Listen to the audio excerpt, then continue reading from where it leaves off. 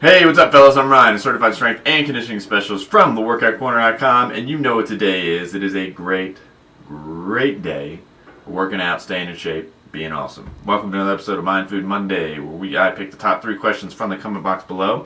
Winner of the best question gets free access to my 80/20 toolkit. So yeah, before we jump into the question, we had the muscle growth formula masterclass last week. Great time with the guys who joined. Had a blast. So I showed the 4-step formula to putting on muscle, and also they got my 10-week transformation program, which is the workout plus all the food intake for those 10 weeks. And at the end, we had a really great Q&A session, a lot of questions asked. So the live version's obviously over, but you can still grab a recording of it, plus the workout, plus the bonuses by clicking the link below and get started there. So let's jump into our questions. All right, first question has a question. Imagine that. Hey Ryan, what are your views on high-intensity interval training opposed to just normal cardio? I've heard that it's better for many reasons, such as not eating away at your muscles and just targeting the fat in the body. But does it really make a big difference, if any at all? Or will any form of cardio benefit me in my goal to burn fat and reveal the muscles? P.S. Really enjoying your videos. You got a cool personality and your vids are very informative. Thanks in advance.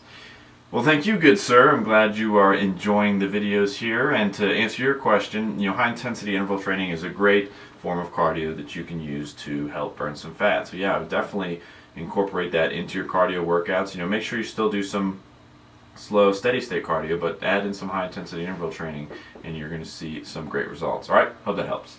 Erkan Hassan says, is training to failure always best for muscle and strength gains? Because I've heard it can cause overtraining or end up tiring out your nervous system.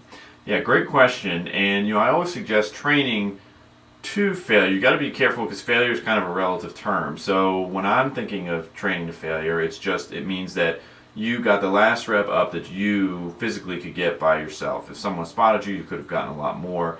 That type of failure training is okay because you're really not totally depleting yourself.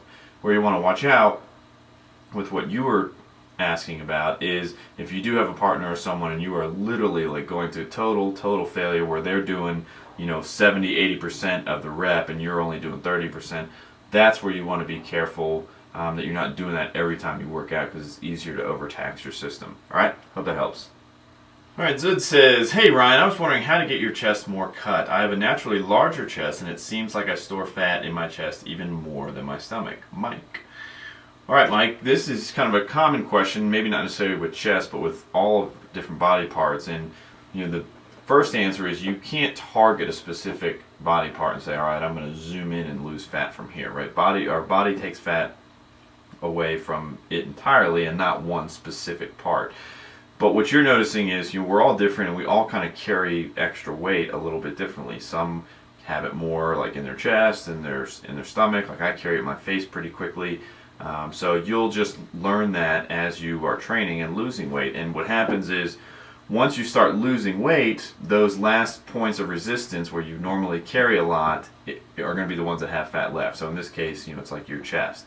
And so here's where you really got to buckle down and really zoom in on that fat loss and get a little more strict, because the more fat you lose and the less that you have left, the more your body's going to kind of hold on to it, and it gets harder and harder to get rid of it. You can still do it, it just means you have to do more and more things right. Like when you're initially starting out, if you haven't worked out forever and you're really out of shape, you're going to start losing fat really quickly because your body doesn't know what's going on. But once you get down, you go from, well, here's an easier way.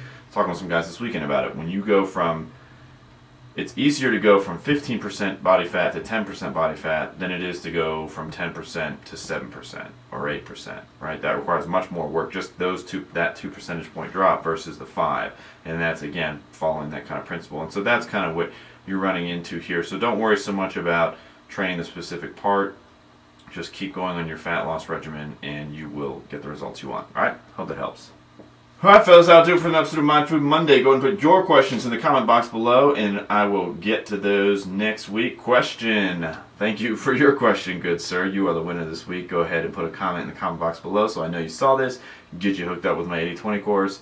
Everybody else, have a good week. Lift hard. I'll see you next Monday.